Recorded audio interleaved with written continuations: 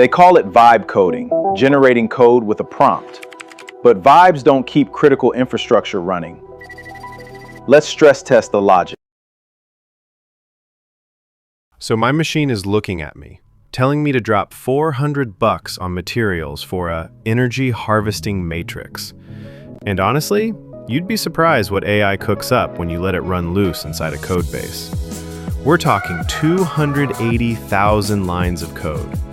When you're on the gas like that, just watching it cascade past you like something out of the Matrix, you learn to find something real to hold on to quick. For me, that was a governed traceability matrix I put together.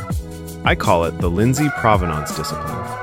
I pushed every single ounce of code through it, turning the whole project into one big falsifiable experiment. The rules are simple. The claim can't advance until it's proven. Either way, the discipline holds. If it fails, the system works. But today, I actually get to send off this order, step away from the screen, and see if the math holds up in the physical world. To get that first real data point, the testing rig has to be spot on.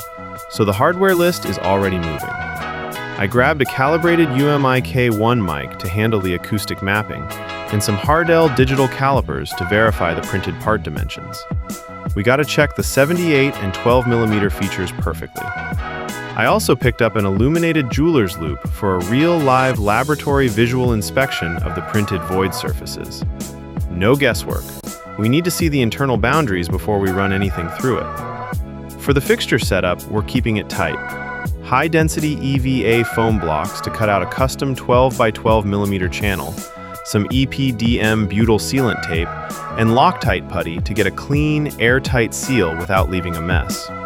A couple LLMs tried to steer me toward a cheap, offshore economy resin, like standard PLA or PETG. I rejected that immediately. Going cheap completely breaks the prediction models. You mess with the structural quality, you mess with the math. Right now, the whole thing is gated on a quick technical question I sent to the print shop about the drains before we release the full set in rigid 4000 resin.